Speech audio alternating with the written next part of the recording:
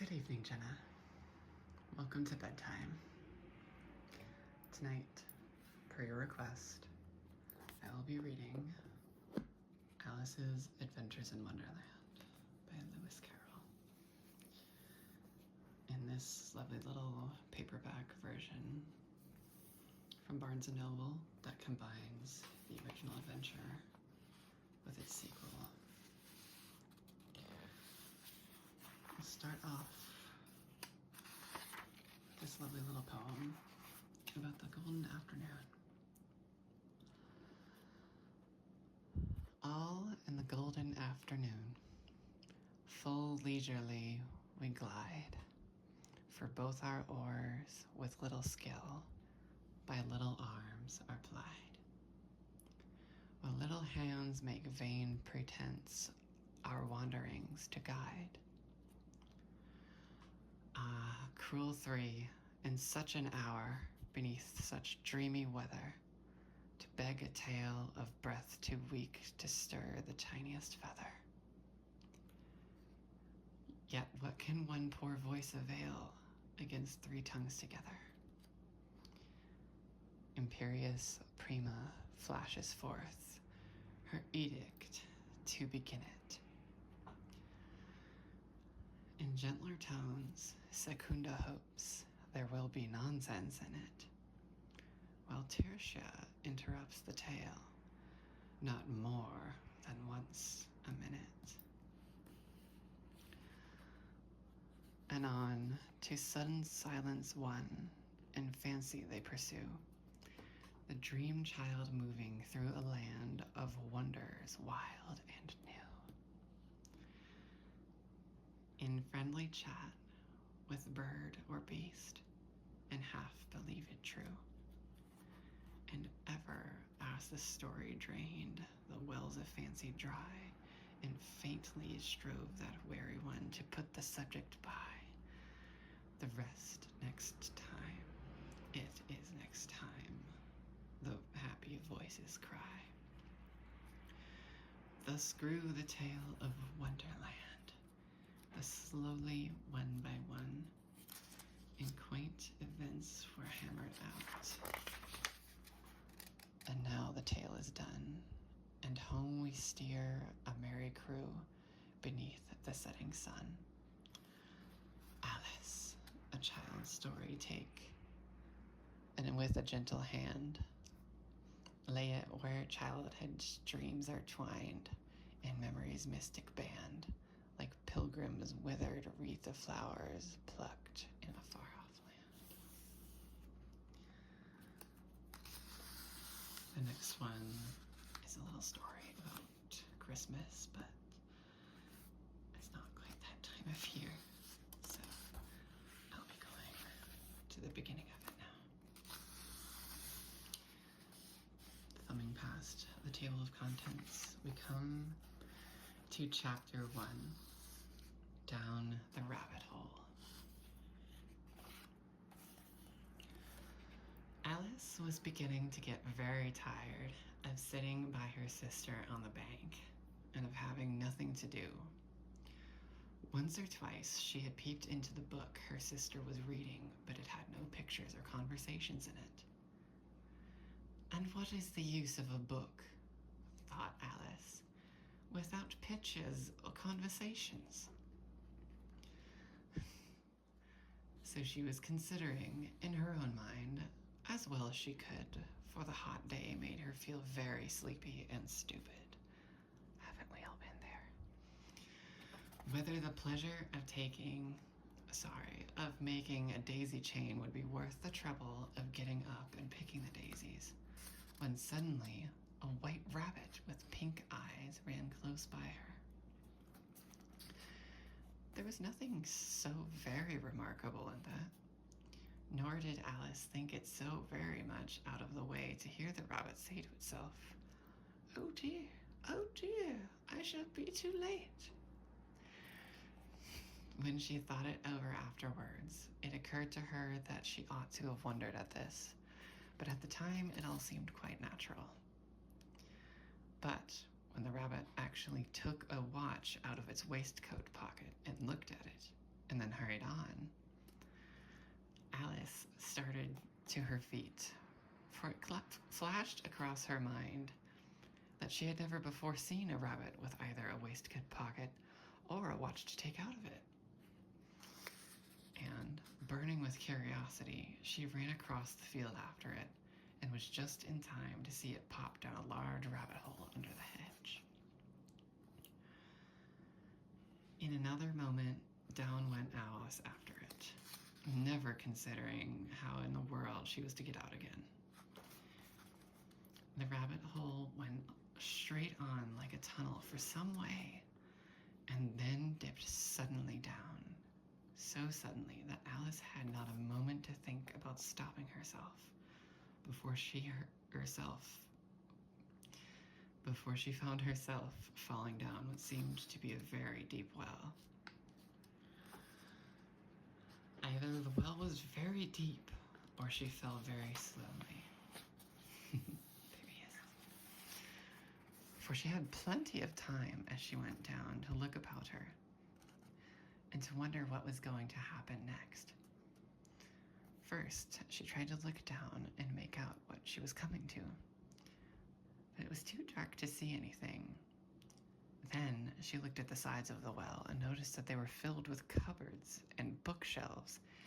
Here and there she saw maps and pictures hung upon pegs. She took down a jar from one of the shelves as she passed. It was labeled orange marmalade. But to her great disappointment, it was empty. She did not like to drop the jar for fear of killing somebody underneath, so managed to put it into one of the cupboards as she fell past it.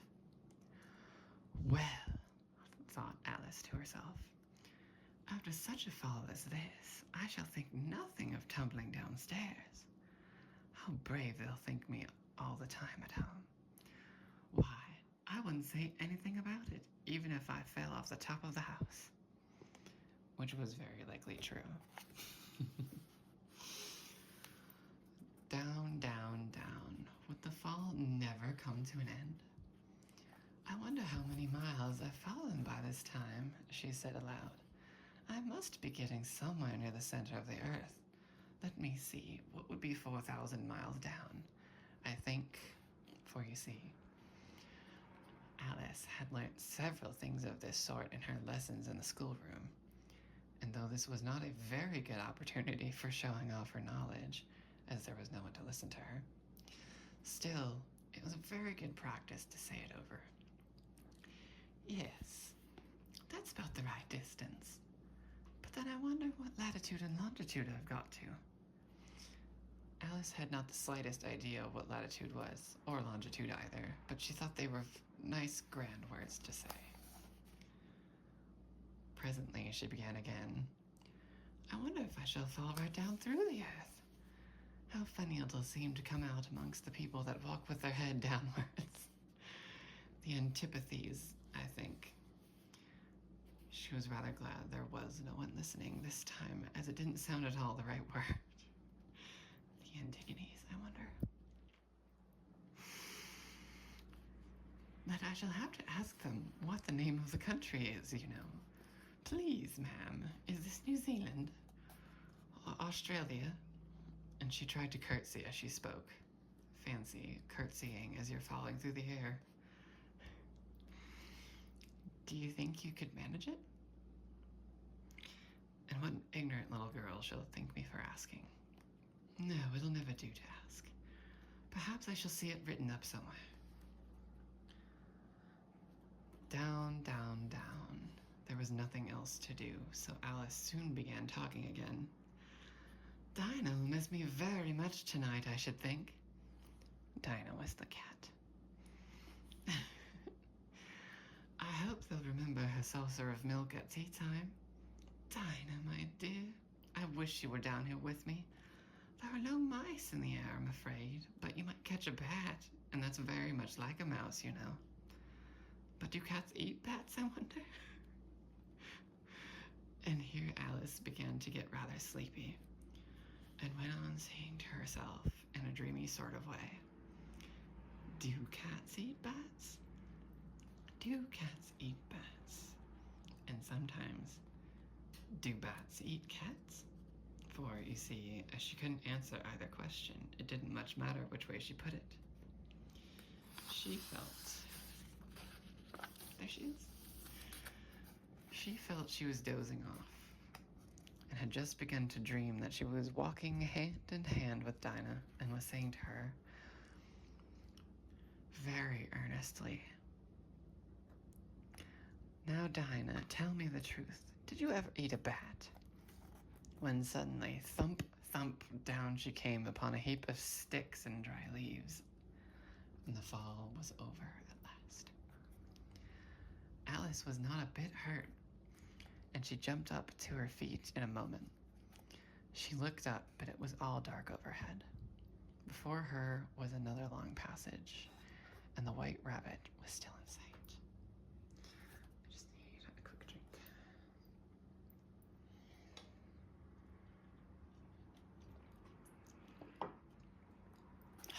Okay. And the white rabbit was still in sight, hurrying down it. There was not a moment to be lost.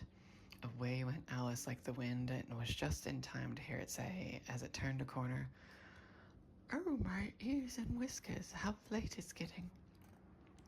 She was close behind it when she turned the corner, but the rabbit was no longer to be seen. She found herself in a long, low hall, which was lit up by a row of lamps hanging from the roof. The infamous room. There were doors all round the hall, but they were all locked, and when Alice had been all the way down one side and up the other, trying every door, she walked sadly down the middle, wondering how she was ever to get out again. Suddenly, she came upon a little three-legged table, all made of solid glass. The infamous table. There was nothing on it but a tiny golden key, and Alice's first idea was that this might belong to one of the doors of the hall. But alas, either the locks were too large or the key was too small, but at any rate, it would not open any of them. However, on the second time round, she came upon a low curtain she had not noticed before. And behind it was a little door about 15 inches high. She tried the little golden key in the lock, and to her great delight, it fit. Alice opened the door and found that it led into a small passage, not much larger than a rat hole. Excuse me. She knelt down and looked along the passage into the loveliest garden you ever saw. How she longed to get out of that dark hall and wander about among those beds of bright flowers and those cool fountains, but she could not even get her head through the way. And even if my head would go through, thought poor Alice, it would be of very little use without my shoulders. Oh, how I wish I could shut up like a telescope. I think I could, if I only knew how to begin. For you see, so many out-of-the-way things had happened lately that Alice had begun to think that very few things indeed were really impossible. Haven't we all been there as well? There seemed to be no use in waiting by the little door, so she went back to the table, half hoping she might find another key on it, or at any rate, a book of rules for shutting people up like telescopes. This time, she found a little bottle on it, which certainly was not here before, said Alice. And tied round the neck of the bottle was a paper label with the words, "Drink me," beautifully printed on it in large letters. A staple of whimsigoth decoration. I know, you're trying to sleep, not laugh. It was all very well to say, "Drink me," but the wise little Alice was not going to do that in a hurry. "No, I'll look first," she said, "and see whether it's marked poison or not." For she had read several nice little stories about children who had got burnt and eaten up by wild beasts and other unpleasant things, all because they would not remember the simplest rules their friends had taught them, such as that a red-hot poker will burn you if you hold it too long, and that if you cut your finger very deeply with a knife, it usually bleeds. And she had never forgotten that if you drink much from a bottle marked poison, it is almost certain to disagree with you, sooner or later. Fish skin? However, this bottle was not marked poison, so Alice ventured to taste it, and finding it very nice, it had, in fact, a sort of mixed flavor of cherry tart, custard, pineapple, roast turkey, toffee, and hot buttered toast. She very soon finished it off. "What a curious feeling," said Alice. "I must be shutting up like a telescope." And so it was indeed. She was now only 10 inches high, and her face brightened up at the thought that she was now the right size for going through the little door into that lovely garden. First, however, she waited for a few minutes to see if she was going to shrink any further, the smart girl. She felt a little nervous about this, for it might end, you know, said Alice to herself, in my going out altogether like a candle. I wonder what I should be like then. And she tried to fancy what the flame of a candle looks like after the candle is blown out, for she could not remember ever having seen such a thing. After a while, finding that nothing more happened, she decided to go into the garden at once. But, alas for poor Alice, when she got to the door, she found she had forgotten the golden key. And when she went back to the table for it, she found she could not possibly reach it. She could see it quite plainly through the glass, and she tried her best to climb up one of the legs of the table, but it was too slippery. And when she had tired herself out with trying, the poor little thing sat down and cried. "Come, there's no use in crying like that," said Alice to herself rather sharply. "I advise you to leave off this minute."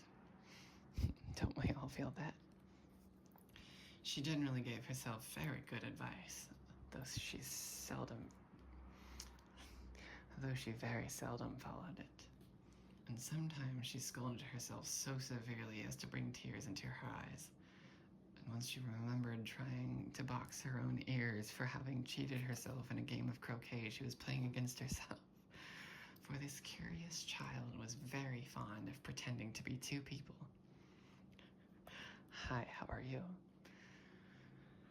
"But it's no use now," thought poor Alice, "to pretend to be two people. Why, there's hardly enough of me left to make one respectable person."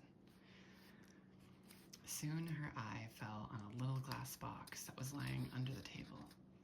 She opened it and found in it a very small cake on which the words, "Eat me," were beautifully marked in currants. "Well, I'll eat it," said Alice. "And if it makes me grow larger, I can reach the key. And if it makes me grow smaller, I can creep under the door. So either way, I'll get into the garden, and I don't care which happens." She ate a little bit and said anxiously to herself, "Which way, which way?" holding her hand on the top of her head to feel which way it was growing. And she was quite surprised to find that she remained of the same size. To be sure, this is what generally happens when one eats cake. Well, not when I eat cake. But Alice had gotten so much into the way of expecting nothing but out-of-the-way things to happen that it seemed quite dull and stupid for life to go on in the common way. So she set to work and very soon finished off the cake. I would love some myself at this point. "Curiouser and curiouser," cried Alice. She was so much surprised that for the moment she quite forgot how to speak good English. "Now I'm opening out like the largest telescope that ever was. Goodbye, feet." And for when she looked down at her feet, they seemed to be almost out of sight, they were getting so far off. "Oh, my poor little feet. I wonder who will put on your shoes and stockings for you now, dears." "I'm sure I shan't be able to. I shall be a great deal too far off to trouble myself about you. You must manage the best you can. But I must be kind to them, thought Alice. Or perhaps they won't talk the way I want to go. Won't walk the way I want to go. Let me see. I'll give them a new pair of boots every Christmas. What a thoughtful gesture. And she went on planning to herself how she would manage it. They must go by the carrier, she thought. And how funny it'll seem, sending presents to one's own feet. How odd the directions will look. Alice's right foot, Esquire, hearthrug near the fender. With Alice's love. Oh dear, what nonsense I'm talking. Just at this moment, her head struck against the roof of the hall. In fact, she was now rather more than 9 feet high, and she at once took up the little golden key and hurried off to the garden door. Poor Alice. It was as much as she could do, lying down on one side to look through into the garden with one eye. But to get through was more hopeless than ever. She sat down and began to cry again. You ought to be ashamed of yourself, Alice, said Alice. A great girl like you. She might well say this. Oh my goodness, she really is stretched out like a telescope. To go on crying in this way. Stop this moment, I tell you. But she went on all the same, shedding gallons of tears until there was a large pool all around her, about 4 inches deep and reaching half down the hall. After a time, she heard a little pattering of feet in the distance, and she hastily dried her eyes to see what was coming. It was the White Rabbit returning, splendidly dressed, with a pair of white kid gloves in one hand and a large fan in the other. He came trotting along in a great hurry, muttering to himself as he came, "Oh, the Duchess, the Duchess! Oh, won't she be savage if I've kept her waiting?"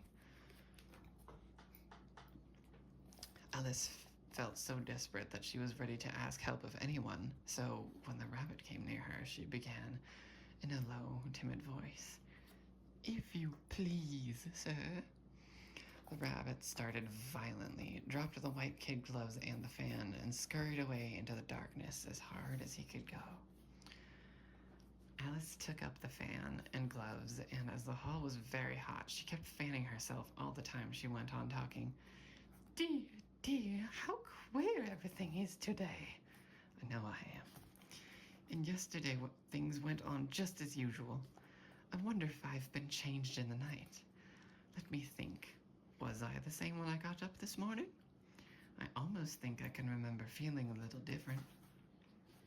And there he goes, off down the hall. But if I'm not the same, the next question is, who in the world am I? Ah, that's a great puzzle.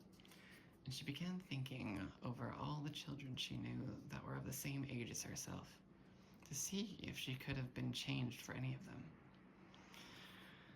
I'm not sure I'm Ada, she said, for her hair goes in such long ringlets, and mine don't go in ringlets at all. And I'm sure I can't be Mabel, for I know all sorts of things, and she knows such a very little. Besides, she's she, and I'm I, and oh dear, how puzzling it all is. I'll try if I know all the things I used to know. Let me see, 4 times 5 is 12, and 4 times 6 is 13, and 4 times 7 is... I don't think that's quite right. Oh dear, I shall never get to 20 at that rate. However, the multiplication table doesn't signify. Let's try geography. London is the capital of Paris, and Paris is the capital of Rome, and Rome... No, that's all wrong. I'm certain. I must have been changed for Mabel. I'll try and say, how doth the little... And she crossed her hands on her lap as if she were saying lessons and began to repeat it. but her voice sounded hoarse and strange, and the words did not come the same as they used to do. How doth the little crocodile improve his shining tail, and pour the waters of the Nile on every golden scale? How cheerfully he seems to grin, how neatly spreads his claws, and welcomes little fishes in with gently smiling jaws. I'm sure those are not the right words, said poor Alice, and her eyes filled with tears again as she went on. I must be Mabel after all, and I shall have to go and live in that poky little house, and have next to no toys to play with, and oh, ever so many lessons to learn. No, I've made up my mind about it. If I'm Mabel, I'll stay down here. It'll be no use their putting their heads down and saying, "Come up again, dear." I shall only look up and say, "Who am I then? Tell me that first, and then, if I like being that person, I'll come up. If not, I'll stay down here till I'm somebody else." But oh dear, cried Alice, with a sudden burst of tears. I do wish they would put their heads down. I am so very tired of being all alone here. As she said this, she looked down at her hands and was surprised to see that she had put on one of the rabbit's little white kid gloves while she was talking. How can I have done that, she thought. I must be growing small again. She got up and went to the table to measure herself by it, and found that, as nearly as she could guess, she was now about 2 feet high, and was going on shrinking rapidly. She soon found out that the cause of this was the fan she was holding, and she dropped it hastily, just in time to save herself from shrinking away altogether.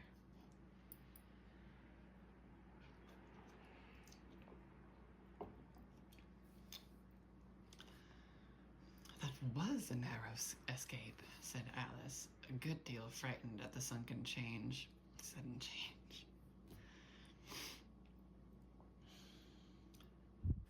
That was a narrow escape, said Alice, a good deal frightened at the sudden change, but very glad to find herself still in existence.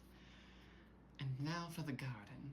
And she ran with all speed back to the little door, but alas, the little door was shut again, and the little golden key was lying on the glass table as before. And things are worse than ever, thought the poor child, for I never was so small as this before, never. And I declare it's too bad that it is. As she said these words, her foot slipped, and in another moment, splash! She was up to her chin in salt water. Her first idea was that she had somehow fallen into the sea. And in that case, I can go back by railway, she said to herself. Alice had been to the seaside once in her life, and had come to the general conclusion that wherever you go on the English coast, you find a number of bathing machines in the sea, some children digging in the sand with wooden spades, then a row of wooden lodging houses, and behind them a railway station. However, she soon made out that she was in the pool of tears which she had wept when she was 9 feet high. The pool of tears in the game Alice Madness Returns is one of the most beautiful levels in any game. And there she is, adrift in the Vale of Tears itself.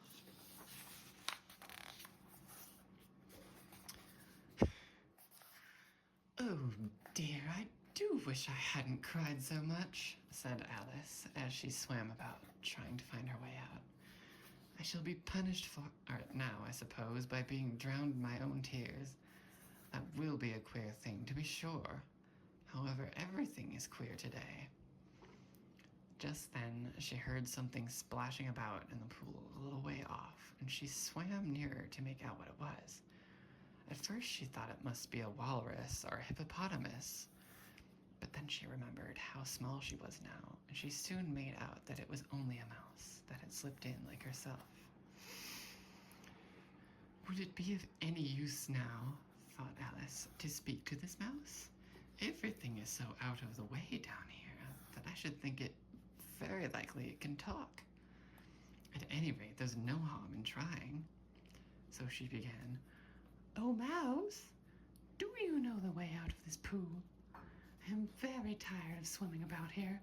Oh, Mouse!"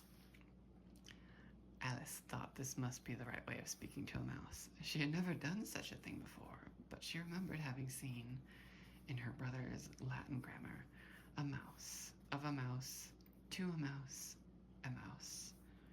Oh, Mouse. The mouse looked at her rather inquisitively and seemed to her to wink with one of its little eyes, but it said nothing. Perhaps it doesn't understand English, thought Alice. I dare say it's a French mouse, come over with William the Conqueror. For with all her knowledge of history, Alice had no very clear notion how long ago anything had happened. So she began again. Où est ma chatte? Which was the first sentence in her French lesson book. The mouse gave a sudden leap out of the water and seemed to quiver all over with fright. "Oh, I beg your pardon," cried Alice hastily, afraid that she had hurt the poor animal's feelings. "I quite forgot you didn't like cats." "Not like cats?" cried the mouse in a shrill, passionate voice. "Would you like cats if you were me?" "Well, perhaps not," said Alice in a soothing tone. "Don't be angry about it. And yet I wish I could show you our cat Dinah. I think you'd take a fancy to cats if you could only see her. She is such a dear, quiet thing," Alice went on, half to herself, as she swam lazily about in the pool. "And she sits purring so nicely by the fire, licking her paws and washing her face.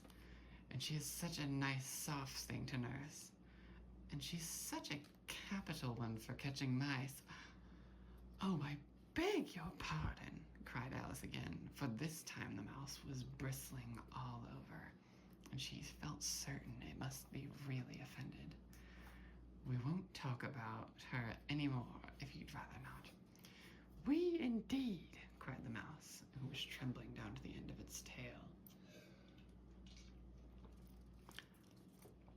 "As if I would talk on such a subject. Our family always hated cats. Nasty, low, vulgar things. Don't let me hear the name again." "I won't indeed," said Alice, in a great hurry to change the subject of conversation. Are you fond of dogs?"